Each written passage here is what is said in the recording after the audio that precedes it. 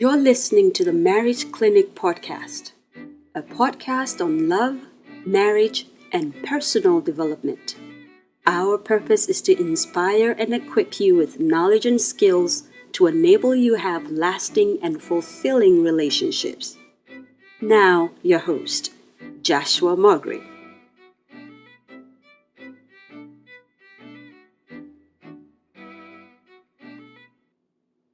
Hello and good evening to you if you are watching from Ghana or anywhere it is evening. We know we have people watching from Nigeria, Sierra Leone, have a couple of people watching from the UK. This is the Marriage Clinic Podcast, a podcast about love, marriage, and personal development.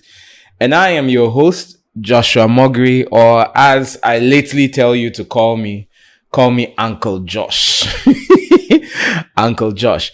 What are we discussing today? We want to look at the do's of courtship. I know courtship is an old word. So the do's of courtship. The do's of courtship. Courtship means dating or serious dating. So the do's of courtship, what you should be doing during courtship.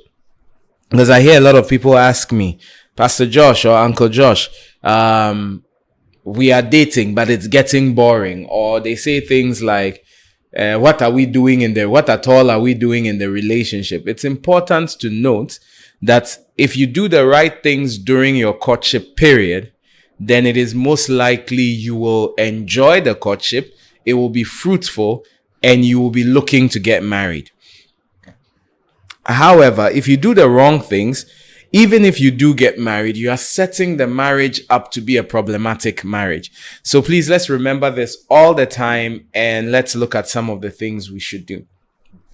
You see, when people start dating, like maybe the guy has proposed to the lady, I want to marry you, you look beautiful, and all of that. The first stage they go through is what we call the razzmatazz stage. Razzmatazz stage. This is a period where everything about the relationship is nice. You know, if you've ever been there before, you proposed to a lady and she said yes, or you are the lady and he asked you out and you said yes, all of a sudden everything seems good. I mean, you're walking around, you're just smiling. If something of yours falls, you look down and you say, oh, there's nothing wrong with that. People greet you good morning and you say perfect morning. You are in such a good space that you can't get angry. You wake up in the morning and it dawns on you, wow, Julius is my boyfriend, and you say, "Aw." Then there's the time when you call him in the morning, and I just wanted you to be the first voice I heard. Then while he's brushing your teeth, I want to hear you brush your teeth. Then when he's walking out the door, I want to hear you walk out the door. It's a beautiful time. It normally will last for about a month or two. If it goes beyond 2 months, that's problematic. And then, did I say a month? It probably lasts for like 2 to 3 weeks. A month is too long. 2 weeks, 3 weeks. Then you come to what I call the pragmatic stage. The pragmatic stage is when you settle down in the relationship. Yes, I'm in a relationship. I love him. I love her. But the world is not coming to an end tomorrow. I still need to work. I still need to eat. I still need to maintain friendships around me. So you are being pragmatic about the relationship. This is when the new relationship is beginning to adjust to your lifestyle and you are finding space for it. Then the final stage of a relationship is the termination stage. The termination stage is when you are coming to a point where you are making a decision based on the character of the person I have seen. Do I want to continue in this relationship or should we break up? Now, remember this. Success in a relationship is coming to the point or the knowledge of if you want to continue the relationship or exit the relationship. We don't approach relationships like this must end in marriage by fire, by thunder. All right? As I said in previous podcasts, 80 to 90% of all relationships do not end in marriage. So whenever you enter a relationship, if you come to the point where you recognize that this relationship is not good for me, exit. or as they say, to the left, exit. So those are some of the stages. But if you've come to the point where you really are convinced about this person and you believe this relationship could go far, you are in what we kind of call courtship. It may not be the official introduction to families, but you are courting each other. The relationship is stable. It probably has passed the 2-month stage, the 4-month stage, and now this is a stable relationship. You are permanent fixtures in each other's lives. You've got her picture hanging in your room. She has your picture by bedside. Sorry about the laughter. I just remembered a player friend of mine who had his girlfriend's picture in his room, but it didn't stop him from bringing other ladies in. But anyway, that's a sidebar. So what do you do in this courtship thing you are doing, or in this serious relationship you have? The first thing you need to do is that you must learn to communicate. You must learn to communicate. Whenever couples come for counseling and they sit with me, sometimes they've been quarreling for 2 weeks, a month. And as I listen to both of them, they are both saying the same thing.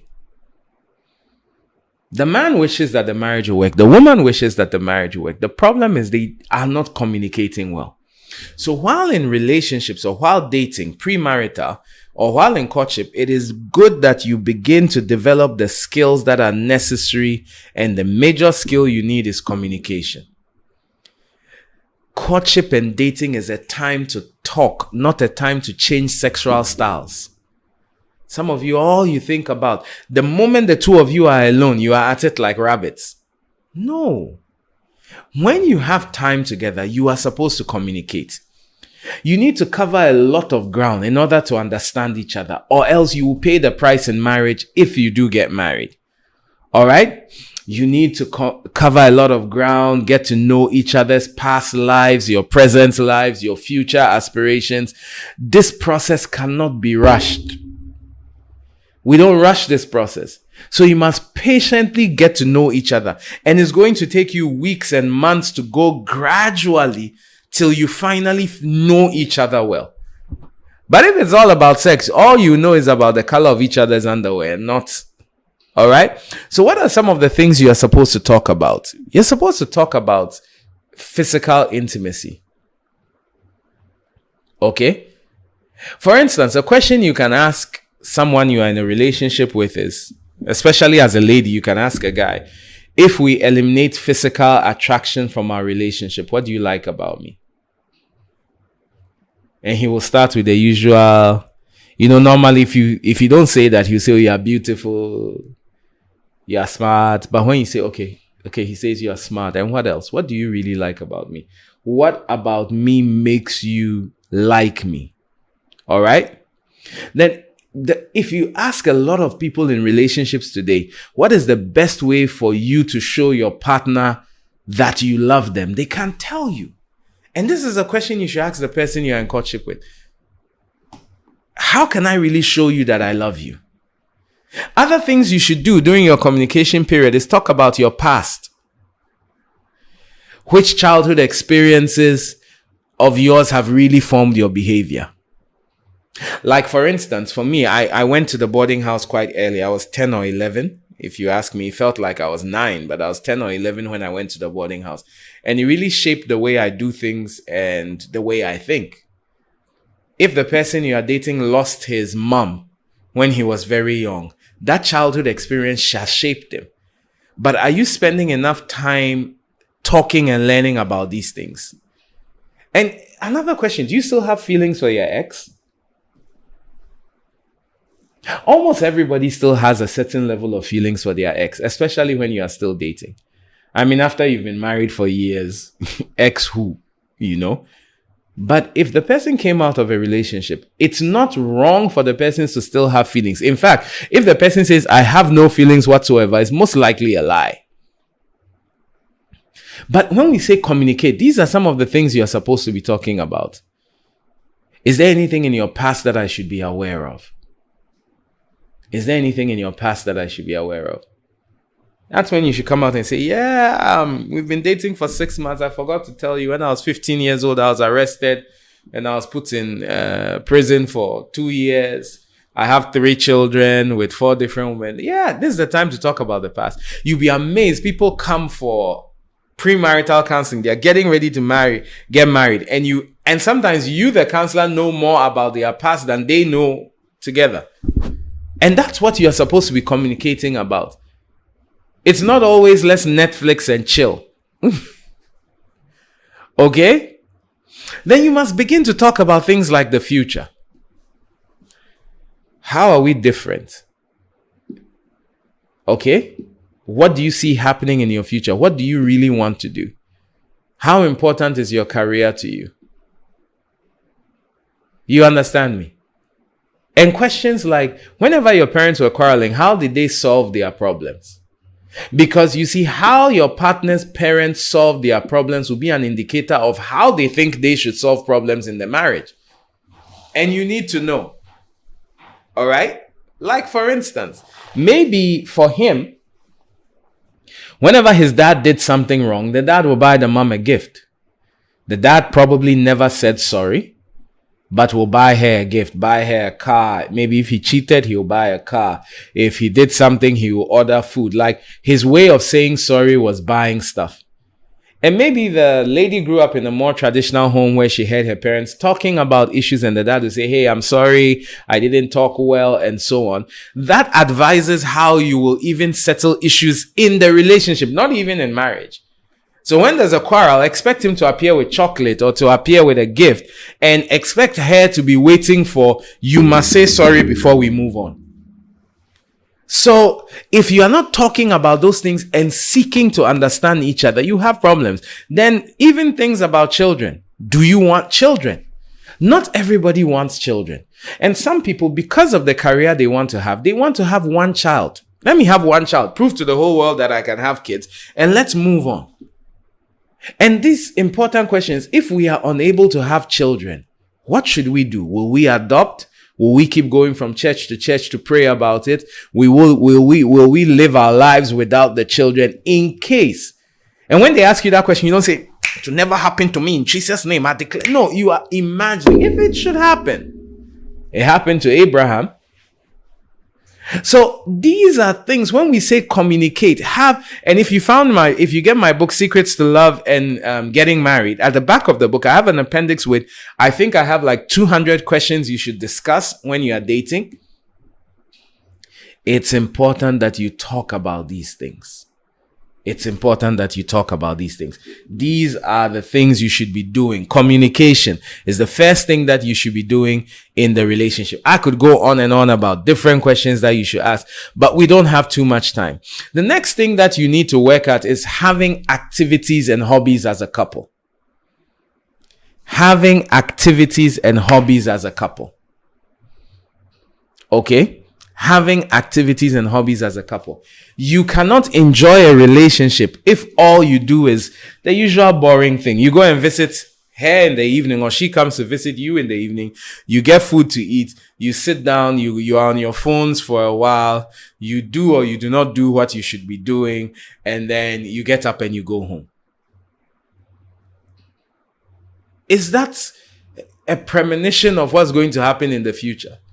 You should have hobbies. If both of you like reading, great. If you guys like doing puzzles, great. If you people can find a sport that works, go ahead and find a sport that way. Both of you can enroll in a catering night school. Both of you can start doing French together.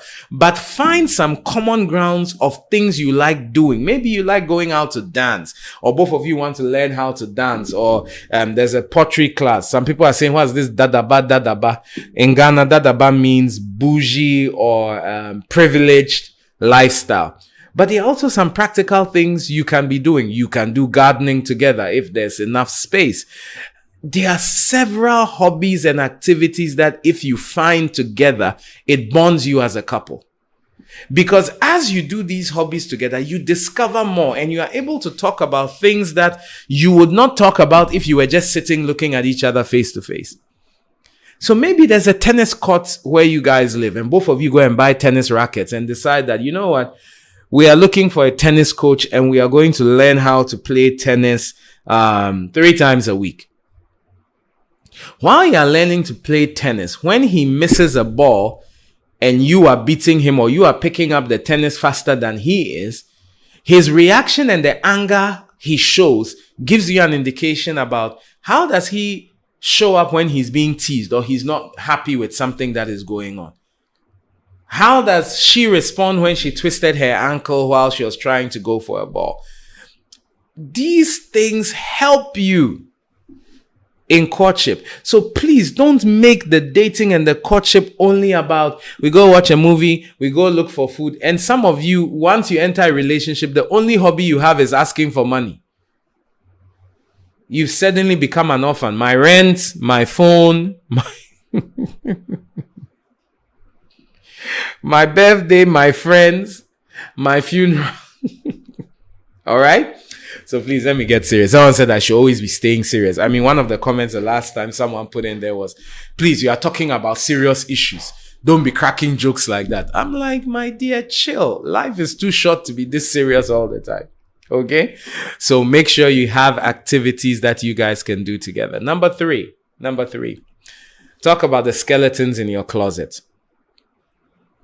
Some people have secrets or parts of their past that they prefer to remain hidden. So I'm talking after this relationship has gone serious. In some cases in the past, it's sexual exploits. Sometimes it is trauma, maybe rape situations, incest. While for some, it's things they did that were wrong. At some point in time, you need to tell the person you are dating about the things you've done in the past you are not proud about, so that the person can make an informed decision as to if they want to marry you. You wanted serious, this is serious. So they can make an informed decision. You don't get married and now begin to reveal things to your partner, okay? But they are stuck in the marriage. So if you've been raped before, because if you've been raped, whether male or female, it affects your attachment to sex. It affects how you're going to have sex in the future, whether you've healed and all of that. If that has happened, you want to, when the relationship is serious and you think you guys are considering marriage, you need to be able to say, hey, you know what? This is the scar I bear. If you've made some terrible mistakes, you need to be able to talk about it. You understand me? If you've made some serious financial mistakes, and one of the other things you need to talk about, questions in communication, you need to talk about your finances. But maybe you owe so much. Yeah, you may tell her, look, you know, I'm living the high life, but look, I owe hundreds of thousands of CDs or dollars or naira because I've taken loans, I've done A, B, C, D. And she needs to make a decision if she wants to be hitched to someone or he wants to be hitched to someone who already is in so much debt. But the skeletons in the closet have to come out. Uncle Josh, how about if he leaves me? Great. That means he can't love you, because when we say we love people, we love the good and the bad. My wife has had to love things about me that she didn't like. I've had to love things about her she didn't like. Every married couple have to get over stuff they don't like. Skeletons in the closet. You need to talk. This is the Marriage Clinic podcast, a podcast about love, marriage, and personal development. My name is Joshua Mogri. Let's go to number 4. Number 4, you need to now, and we're talking about things that you do in courtship. You need to now begin to meet the family and friends. This is the time you begin to meet the friends, the family, and their mentors. In Ghana, we call them spiritual fathers, advisors, coaches, whatever you call them.